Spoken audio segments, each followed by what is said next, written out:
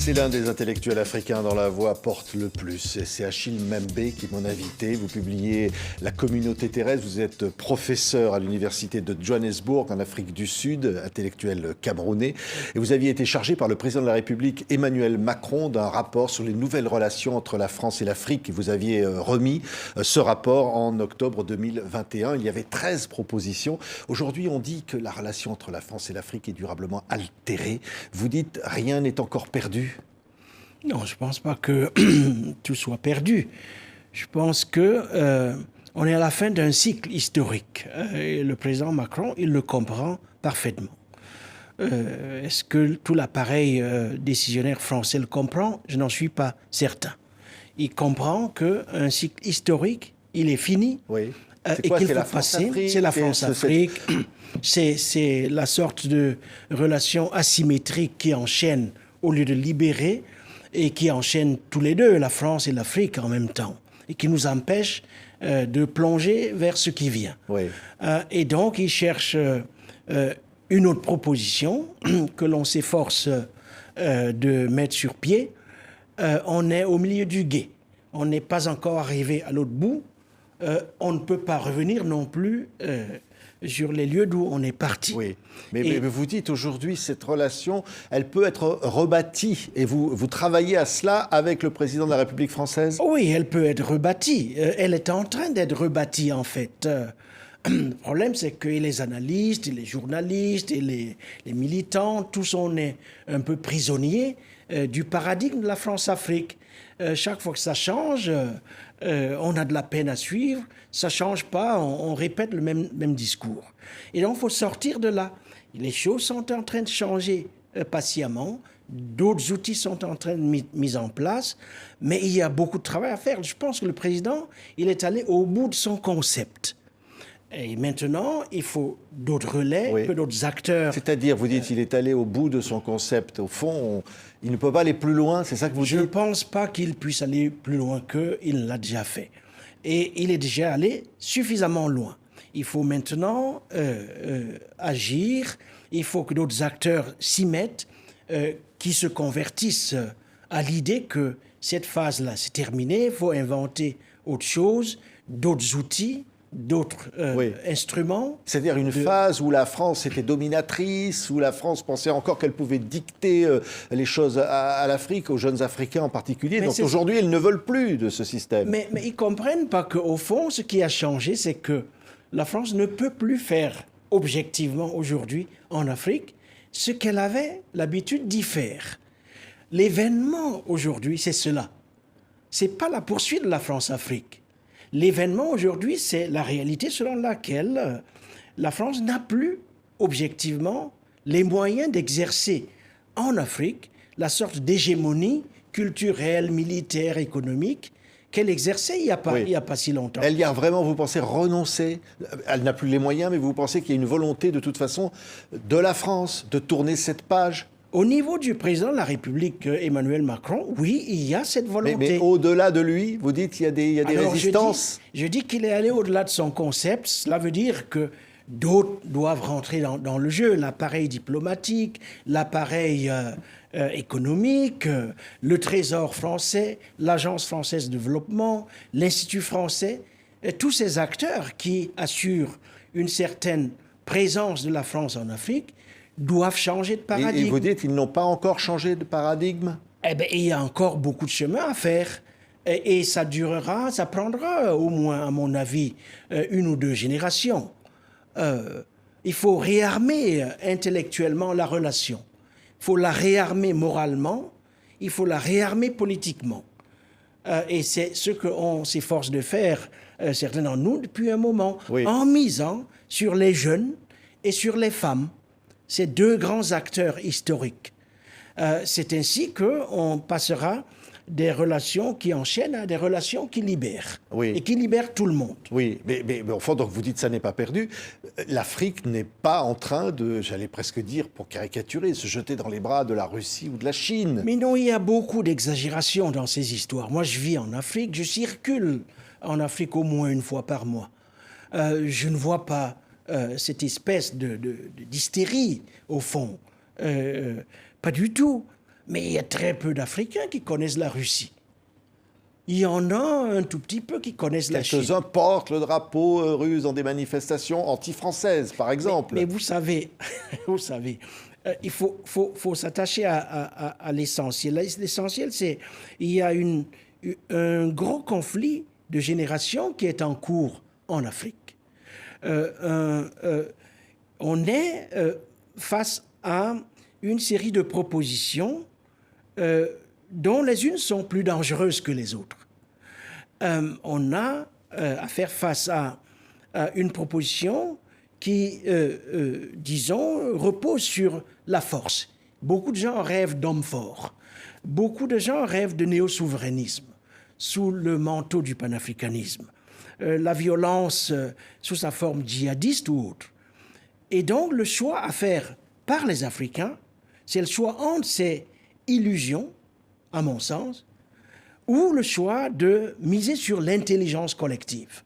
L'intelligence collective, c'est le dernier nom de la démocratie.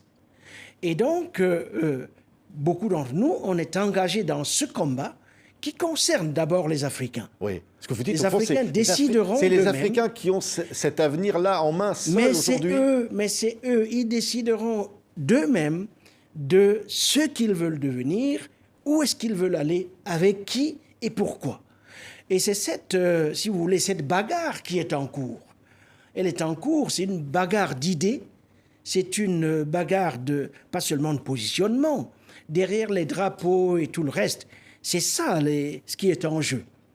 C'est à construire ces nouvelles propositions, à réarmer la pensée pour y arriver. C'est à ça qu'on est impliqué. Oui, ce que vous dites, c'est que les Africains ne veulent pas le rejet de la France, mais ils veulent une autre relation avec la France, définitivement. Ils veulent une autre relation avec les puissances du monde en général. Alors, avec la France, je trouve qu'on a une histoire tout de même assez longue, une histoire aussi qui est ineffaçable. Moi, je veux bien qu'on s'essaie à l'effacer. Elle est ineffaçable, les rapports sont insécables. Et donc, il faut construire avec ça. Il faut construire avec ça, avec une nouvelle intelligence, de nouveaux outils, de nouvelles propositions construites en commun. Et cela est possible. Oui. C'est absolument possible. Mais ce jeune président encore, Emmanuel Macron, il a les bons mots. On a vu cette tournée africaine contestée. Vous étiez d'ailleurs avec lui dans cette tournée, qui aujourd'hui est jugée comme n'ayant pas été une réussite totale. Oui, les gens exagèrent, à mon avis. Ils exagèrent. Le président, il s'exprime comme il s'exprime. Écoutez, moi, j'ai pas de problème avec ça, franchement. On vous voit en photo là, avec lui. Là. Vous le rencontrez souvent. Disons, il s'exprime comme il s'exprime. Il réagit, il répond, il est vivace. Moi, je ne connais pas, je ne les ai pas connus tous, mais de tous les présidents de la Ve République, il est sans doute celui qui, sur l'Afrique, a le discours le plus cohérent. Cela peut étonner beaucoup de gens. Mais moi, c'est mon expérience avec lui. Et donc, je comprends qu'il s'exprime d'une manière qui irrite beaucoup. Mais je vous parle de l'Afrique et de sa réflexion sur l'Afrique. Il n'y en a pas deux aujourd'hui dans le monde occidental qui aient cette connaissance du continent et des grands enjeux de son avenir. Ça veut dire qu'il n'y en a pas deux. Oui, il y a une incompréhension. Au fond, vous dites qu'il y a un malentendu.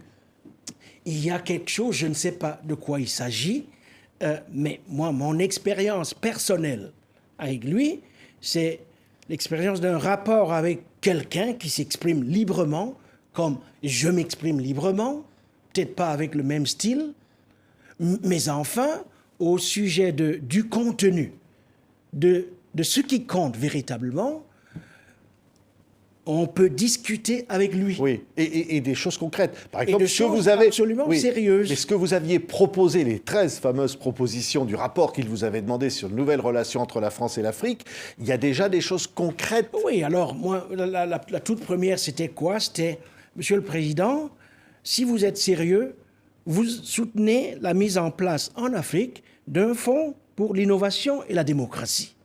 Cela ne veut pas dire que la France va venir nous dire c'est quoi la démocratie, comment la mettre en place, ainsi de suite. Non.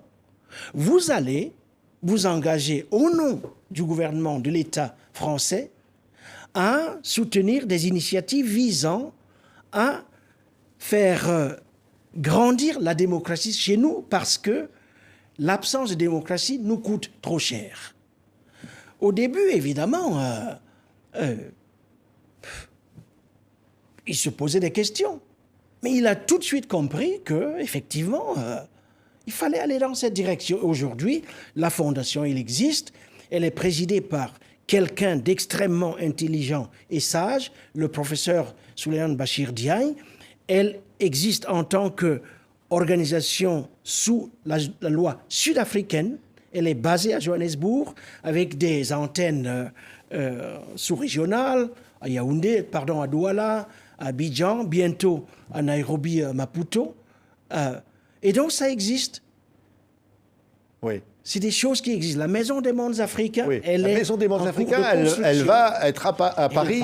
Elle va, et on espère, je refais cet appel à Madame le maire de Paris. L'Afrique a besoin d'un petit Lopin Terre à Paris. Oui. Anne Hidalgo ne vous a pas encore répondu favorablement. Anne ne m'a pas encore répondu. Et donc, je relance l'appel à Anne. Anne Hidalgo, le continent africain a besoin d'un petit Lopin Terre à Paris pour y bâtir une maison des mondes africains. La maison des mondes africains qui, de mon point de vue, sera le symbole justement de ce que nous voulons construire ensemble sur cette planète qui est endommagée pour reconstruire ce monde commun. Cette relation, nous devons la reconstruire. Donc vous demandez à la rencontrer sur ce sujet-là. Mais si elle veut me rencontrer, je vais la rencontrer, mais elle n'a pas besoin de me rencontrer. Elle a besoin de faciliter l'obtention par l'Afrique et la France d'un petit lopin terre à Paris pour bâtir la maison. Oui. Ce qui est important, parce que je vais parler de votre livre, La communauté terrestre, Achille. Mais on est en train de parler de la communauté terrestre. Publié à la découverte, un livre absolument formidable, parce que vous nous dites au fond dans ce livre que l'Afrique a une expérience dont le monde, on va dire, européen, occidental, qui a mené cette colonisation aujourd'hui, ne peut pas connaître le bon chemin en dehors de l'Afrique. Et vous dites, au fond, c'est l'Afrique qui peut apporter la solution. Peut-être pas, mais enfin, on ne peut pas s'en passer. On ne se passera pas de l'Afrique. Nous sommes les filles aînées de l'humanité. L'Afrique, c'est la fille aînée de l'humanité. Nous avons tous quelque chose de l'Afrique en nous, par-delà les apparences physiques, et ainsi de suite. Et si l'Afrique est la fille aînée de l'humanité, cela veut dire aussi que quelque part, le futur de l'humanité, il se joue peut-être en priorité là-bas. Et donc, dans ce livre, je m'en retourne aux grandes sagesses africaines, aux grandes cosmogonies, en particulier les cosmogonies Dogon Bambara, pour voir comment est-ce que, tout au long de cette expérience sur Terre, les Africains anciens ont imaginé le rapport de l'humain à tout le reste de la création. Oui. Et il y a là un immense trésor qui n'a pas suffisamment été, disons, mis à profit par nous tous. Et à l'ère où, effectivement, nous faisons face à la possibilité objective de, d'extinction, parce que c'est de cela qu'il s'agit, on ne peut pas se priver de cette archive-là. Donc c'est un des arguments qui Oui. est fait dans le livre. Parce que vous dites au fond de cette communauté terrestre, c'est le titre du livre, c'est tout. C'est l'homme, mais c'est tout ce qui l'entoure. Alors on va dire aussi c'est Internet, c'est le numérique. Et vous dites au fond tout ça, ça fait partie de l'humain. Et tout l'ensemble doit être pris en compte. Et finalement, le modèle africain peut aider à trouver un nouvel équilibre. Mais tout ça fait partie de l'ensemble du créé, ou si vous voulez, de la création. Les humains, dans leur diversité, leur langue, les microbes, les plantes, les animaux, tout cela fait partie de ça, de cet incalculable, avec I majuscule, qui est le propre même du vivant. Et donc la grande question aujourd'hui qui marquera la réflexion critique, politique, artistique du XXIe siècle, c'est ça. C'est la question du vivant. Comment faire en sorte que le vivant s'inscrive dans le durable, dans ce qui dure, par opposition à l'éphémère, dans ce qui est soutenable, c'est-à-dire qui, en se déployant, prend soin de ce qui existe d'ores et déjà. C'est cette réparation du vivant, le soin du vivant, la durabilité du vivant, ce sera ça, c'est d'ores et déjà la grande question de ce siècle. Oui. Et à ce sujet, l'Afrique a énormément à dire et nous avons intérêt à l'écouter. Oui, vous dites d'ailleurs, je vous cite, donc vous l'avez dit, fille aînée de l'humanité, l'Afrique est l'un des plus vieux résidents de la Terre. L'Afrique est à la fois une puissance en réserve et une réserve de puissance. Oui, ça je le crois. Ça, c'est un message extrêmement Mais vous fort. voyez, ça m'est arrivé, je formule ça de cette manière dans le bouquin, mais je ne dirais pas que c'est une révélation, mais j'étais à Kinshasa. Et je me suis dit, je vais aller visiter le fleuve Congo. J'avais beaucoup entendu parler du fleuve Congo. Alors, le dernier jour de mon séjour à Kinshasa, j'ai juste allé voir le fleuve Congo. Mais c'est un phénomène, le fleuve Congo. Dieu sait depuis quand le fleuve Congo coule à cet endroit, pas loin de la ville de Kinshasa. C'est une puissance extraordinaire. À voir, à vivre, à vibrer avec, à raisonner avec. Et je me suis dit, mais ce fleuve, il représente ce que c'est que ce continent. Une formidable puissance en réserve. Et une réserve de puissance. Mais puissance pas dans le sens de la domination de l'homme sur la nature, le type de puissance militaire que l'on voit ici et là. Puissance dans le sens de cette capacité que l'on a à raisonner avec l'ensemble du vivant, à faire place à chacun. Parce que tous, nous sommes ici comme des passants. Nous sommes en réalité des passants. Et c'est tout cela que l'on a appelé l'animisme au cours de ces années 19e, début 20e siècle. Mais il s'agit d'un peu plus que de l'animisme. Cette capacité à faire place à chacun et à raisonner avec l'ensemble du vivant dans un rapport de symbiose. C'est cela que l'Afrique propose au monde, comme cosmogonie, si vous voulez. Et ça, on a intérêt à l'écouter aujourd'hui parce que tous les autres chemins nous ont menés à l'impasse. Et là, c'est un espoir. Et là, effectivement, c'est un gros gisement d'espoir. Il suffit de venir chez nous, de voir comment les gens vivent dans les grandes villes. Les gens sont occupés constamment à réparer quelque chose. Une chaussure, une maison, tout. Et donc, ce devoir de réparation, ce projet de réparation et de soin de ce que l'on a créé, je crois que c'est le grand message qui sourd du continent africain aujourd'hui, à l'heure où, effectivement, on essaie de faire sens de tout ce que l'on vit. Merci Achille Mbembe. La communauté terrestre, c'est un livre absolument incroyable, publié à La Découverte aujourd'hui. On était ravis de vous recevoir, Achille Mbembe. Merci infiniment d'avoir été notre invité. Merci à vous. Merci beaucoup.